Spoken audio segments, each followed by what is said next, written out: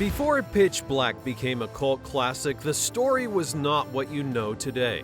A different character, different creatures, and a completely different ending. Pitch Black gave us Richard B. Riddick, played by Vin Diesel, but Riddick was originally written as a female outlaw who was supposed to die. The studio went bankrupt during filming, actors were being injured in the middle of the desert, and one tiny $3,000 short film is the only reason this entire franchise even exists. That's only the beginning. From near disasters on set to insane creative decisions that changed everything, this movie survived against all the odds. So get ready, because today we're having a look at 20 crazy facts about Pitch Black that will completely change how you see the film. And I know you love videos like this, so be sure to hit that subscribe button and turn on the bell icon so that you never miss another great video like this one. Number 20. The initial movie concept was called Nightfall and was developed by Jim and Ken Wheat from an original premise pitched by producer David Madden at Interscope Communications. The main character that we know as Richard B. Riddick wasn't even a man. She was a female outlaw named Terrace Krieg, also known as Tara Krieg, and the antagonists in early drafts were ghost-like entities rather than physical predators. The planet had long cycles of night and day rather than the rare three-sun eclipse used in the final, and the Imam character that we know was first a character named Noah Toth, a member of a technology-based version of Christianity. When a new writer was brought on to do the script, he changed the female outlaw to the now iconic male anti-hero, and also created the eclipse, adding the terrifying creatures, and built the geologist's outpost. He added a morphine addiction to John's and designed the creature's fear of light. In short, almost everything you know about Pitch Black came from the rewrite.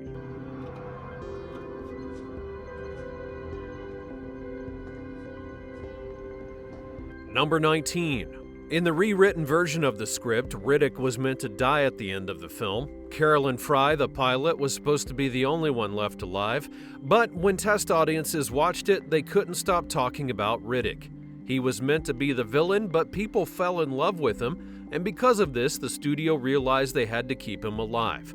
The change would save his life and also made a sequel possible. But if you watch carefully, you can still find clues about the original ending. Riddick's last line tells survivors to lie and say that he died on the planet, and that line is a small hint about the first version of the script where he actually does. So what the hell do we tell him about you? Tell him Riddick's dead.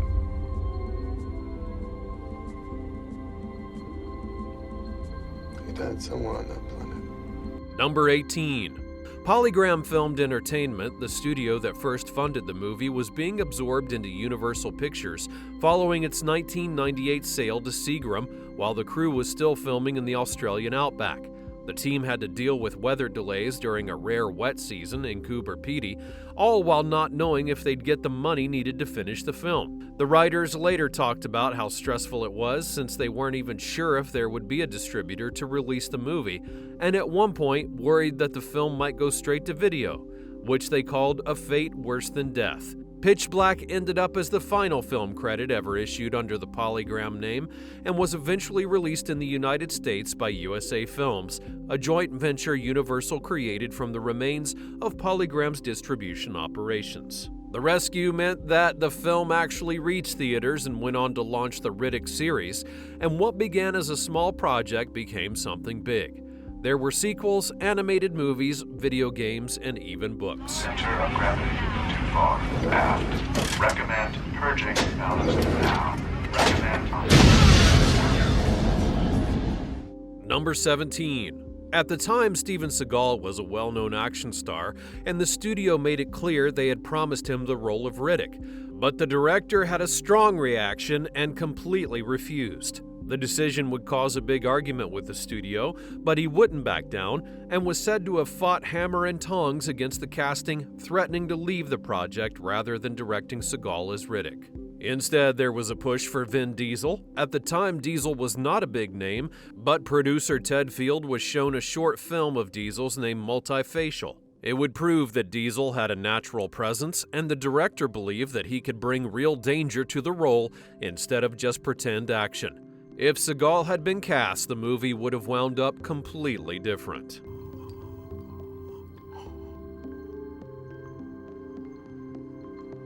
Number 16. In the mid-1990s, Vin Diesel was another struggling actor trying to make it in LA, and with very little luck, he went back home to New York to get a job as a telemarketer selling light bulbs. He called it a shameless job, but it did teach him how to use his voice and sell himself, skills that he would later use in acting. A few years earlier, in '94, Diesel had made a short film called Multifacial with just $3,000, which he wrote, directed, and starred in himself. It was about a multi-ethnic actor who was struggling to get roles because nobody could figure out his ethnicity.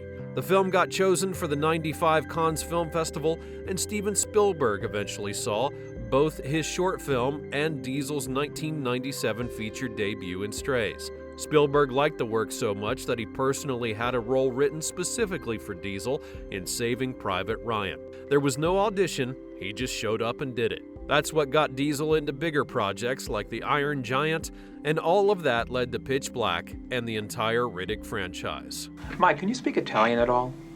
Yeah, how could you not? Non rompere meglio cogliones, capisci, maron. Number 15. Riddick's glowing eyes might be cool, but the story behind them's crazy. Vin Diesel had to wear special contact lenses to get that look, and they were prototypes that had never been worn by anyone before. He would later jokingly compare them to the hubcaps on his father's 1960 Plymouth. On the first day of filming, there was a huge problem. The lenses got stuck and wouldn't come out. And since they were filming far out in the South Australian outback, the closest eye doctor was 3 hours away. They had to bring the doctor in by plane in order to remove the lenses. This incident would send Diesel to the hospital to make sure there was no long-lasting damage, and for the rest of the production, an optometrist was kept on set at all times just in case. Despite the pain and complication, Diesel pushed through, continuing to wear the lenses for the sake of his performance, even when they were later switched to using more CGI for his eyes. Diesel felt that the lenses changed the way that he moved and acted, and pushed him to rely on body language instead. Where the hell can I get eyes like that? Gotta kill a few people. Okay, I can do it. Number 14. The desert planet in Pitch Black looked like one of the hottest places imaginable, but that was not the case. Filming took place in Coober Pedy, South Australia from March to July of '99, and during the Southern Hemisphere winter. Instead of heat, temperatures were around 10 degrees Celsius and 50 degrees Fahrenheit. Sometimes the cast had to deal with rain and harsh winds, and it was so cold that between takes the actors would throw on jackets. But on the screen, it looked like they were suffering under triple suns and the unbearable heat. To create the illusion of sweat and exhaustion, the crew constantly sprayed actors with water and gel, and every drop that you see on their skin was fake. The lighting played a huge part. The daytime desert scenes had a yellow sun-bleached effect thanks to a special bleach bypass process used in post-production. Vin Diesel said the area felt lonely, describing it as not a tree, not a thing in sight.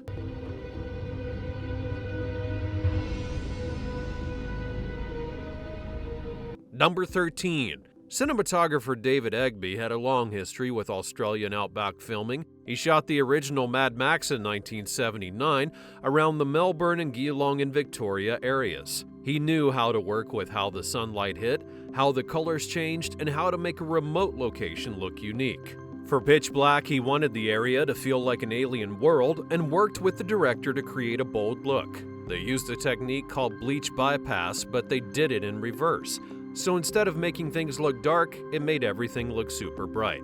The planet looked strange and quite dangerous, as if no one could survive there. The lighting was planned for every scene, and Egby used a special photographic process to control how much silver stayed in the emulsion. For the planet's 3 suns, he would use different setups. The red-yellow sun scenes had multiple layers of warming gel, the blue sun scenes had used lights with blue gel, and the colors in each scene helped to tell the story. 3 suns?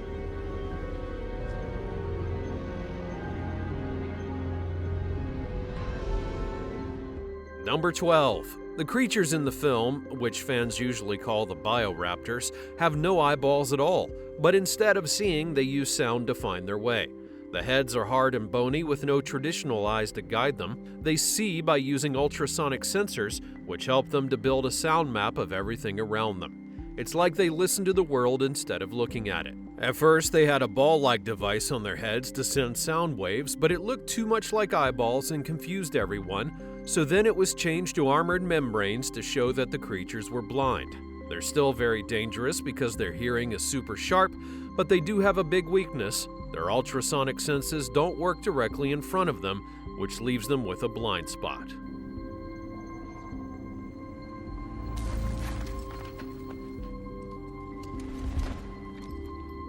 Number 11. With the spaceship crash sequence complete, you would think the massive set would have been taken apart, but it never was. When filming wrapped, a businessman bought the full-size spaceship prop, but instead of hiding it away, it was left out in the open desert. And for over 25 years, it's been sitting there right on Hutchinson Street across from Winch Street. You can even spot it on Google Maps. Tourists still flock to the location to take photos of what's left of the colossal movie relic. The leftover pieces from the film set were turned into a fun outdoor art exhibit, and these pieces were made from materials left over from the production and turned into something creative and unique. The spaceship used in the film was actually a full-size model built for crash scenes filmed out in the desert. To create smaller and more detailed shots of the ship, a miniature was built by a visual effects company in Los Angeles, whose name appears on the side of the ship in the film. There was talk of a scouting party looking for other people, but then we saw this. Number 10. Before the director made Pitch Black in the year 2000, he had already written a 1989 draft for Alien 3. His version would be rejected during the development of the film, and he was actually the third writer to make an attempt at it after William Gibson and Eric Red, and was tasked by the producers with reworking elements of Gibson's draft. Instead of letting his ideas go to waste, he repurposed many of them for Pitch Black, and if you take a closer look, the influence is impossible to ignore. His Alien 3 draft introduced a prison setting, and originally it was a space station orbiting Earth called Moloch Island. The concept evolved into the prison transport setting that we see in Pitch Black. Even the main character in his Alien 3 script feels familiar. He had written about a convict named Scott Taylor Stiles, a clever escape artist and serial fraudster. The character was the early version of Riddick, and he also imagined a genetically engineered xenomorph that behaved differently, like a chameleon alien that could camouflage itself. Similarly, Pitch Black featured light-sensitive creatures with hunting skills, and even small ideas like bioluminescent glowworms lighting up dark spaces were borrowed from his earlier draft. Number 9. The first words you hear in Pitch Black are Riddick's voice telling his own story, but that narration was not in the original script. It was added in later after the movie was complete because test audiences didn't understand what was going on. They didn't know when or where the story took place, and at first the movie began with Carolyn Fry waking up from cryosleep. That beginning was too confusing and didn't draw people into the world, and that's when the team realized they had to have something extra to set the stage. That's how Riddick's voiceover came to exist. It was written and recorded after cameras had already stopped rolling, and ended up being one of the most talkative moments for the character.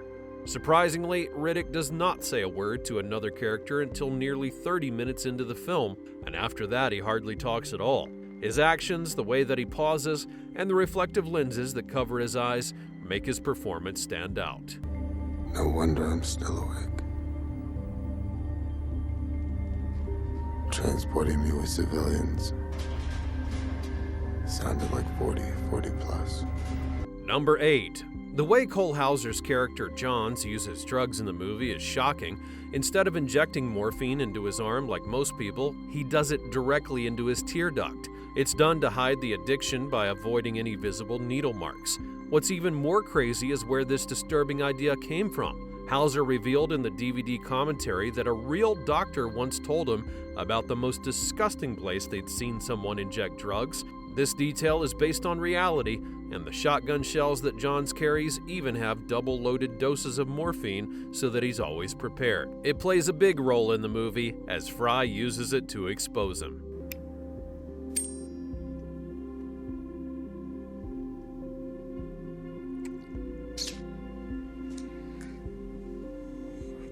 Number 7. In the film, the bioraptors go through 3 very distinct life stages, but most viewers don't even notice. The life cycle is tied to the 22-year eclipse on the planet M6117, and for 22 years they remain in a dormant stage hidden underground. They wait silently, hibernating for total darkness to return. But when the eclipse begins, swarms of highly aggressive juvenile bioraptors suddenly burst out.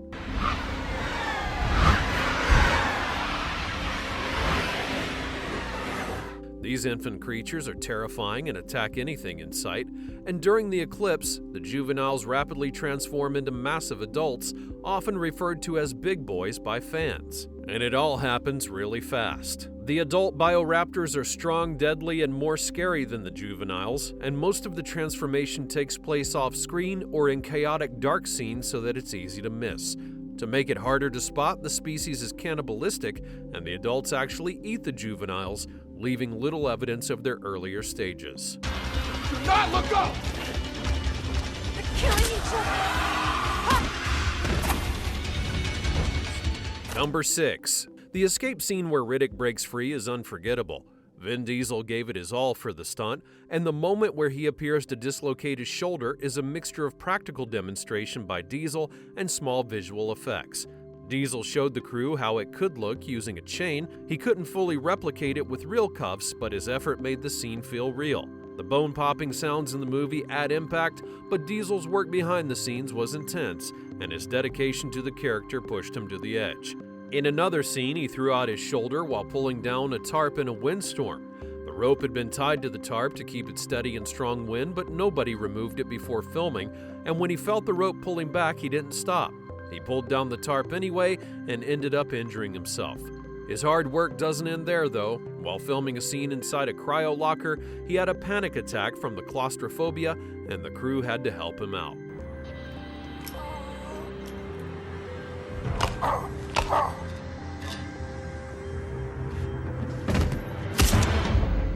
Number 5. The studio that made the film, Polygram Filmed Entertainment, didn't exist by the time it hit theaters. Polygram had greenlit and financed most of the movie, but during production the parent company was sold to Seagram, and then it merged with Universal. This merger would lead to the studio shutting down completely, and when Pitch Black was finally released, it didn't even carry the name of the company that originally made it. Instead, it was released in the US by USA Films, a joint venture Universal created to handle leftover projects from Polygram, alongside October Films and Gramercy Pictures. What makes it even more surprising is how the film's production story is so similar to its plot. Just like the characters struggling to survive after a disaster, the movie itself barely escapes being forgotten. It was saved from the shelves of a closed studio and given a second chance by another company. Defying expectations, it earned over twice its budget and eventually launched a successful sci-fi franchise. Number 4. In 2006, Vin Diesel made a deal that would shock everyone. He agreed to a short cameo in the Fast and the Furious Tokyo Drift, but didn't do it for money. Instead, he asked for full ownership of the Riddick character. 3 years earlier, in 2003, he famously turned down a reported $20 to $25 million to star in Too Fast, Too Furious, partly because he didn't like the script, and partly because he wanted to make the Chronicles of Riddick instead. When Chronicles underperformed in 2004, Universal effectively shelved the franchise, and the Tokyo Drift trade in 2006 was his way of getting Riddick back from the studio that no longer wanted to make it. That small cameo gave him complete control of Riddick's future, and so when studios refused to back the third film years later, Diesel and the director didn't give up. They took a huge gamble by mortgaging their own assets, and Diesel even famously told The Hollywood Reporter that he had to leverage his house, and if they didn't finish the film, he was going to be homeless. Just like that, from a $23 million indie project to a nearly forgotten series, Riddick became a franchise that Diesel fought hard to keep.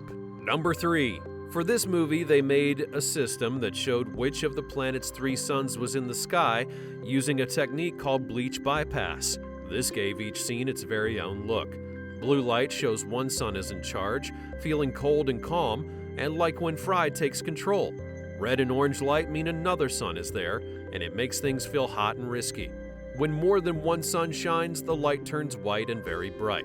But then comes the eclipse. The lighting shifts to dark tones, with greens from flares and shadows taking over, and signals the creature's reign as the planet falls into darkness. Even the red-yellow sun scenes used multiple layers of warming gel, and the blue sun scenes used blue-filtered lights. Every detail was designed to pull you in, and without realizing it, the colors make you feel the planet's danger and rhythm. Number 2. The spaceship, the Hunter Gratzner, was a secret that only few people knew about, and that secret is in the name. It shares its name with the visual effects company that built the miniatures. Ian Hunter, Matthew Gratzner, and Shannon Blake Gans founded the company together in 1995 and named the ship after two of its three principals. They're the same crew whose miniature work has appeared in films like Batman Returns, The X-Files, Inception, The Dark Knight, and even Christopher Nolan's Interstellar, for which Hunter and the team won an Academy Award for Best Visual Effects in 2015. The creators built a ship that was destined to destroy itself, and the audience never even realized the joke. A miniature version was made in Los Angeles to show it flying through space, and the full-size exterior was built far away in the desert. They had to get everything perfect to pull off the illusion. This is an emergency dispatch from merchant vessel Hunter Gratzner, en route to the Tangier system with 40 commercial passengers on board. Number 1. Vin Diesel made Riddick stand out in a way that nobody saw coming. He had worked alongside the director to shape the character into the intense, complicated anti-hero that fans love, contributing details from the character's voice to his own fearless physicality to small touches like the goggles.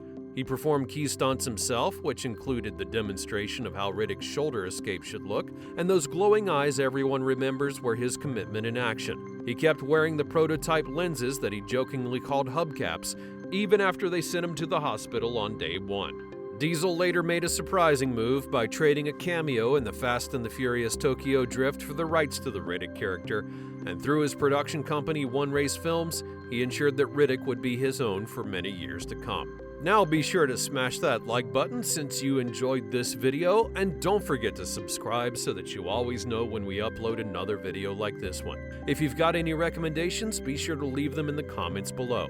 Thanks for watching, and I'll see you next time.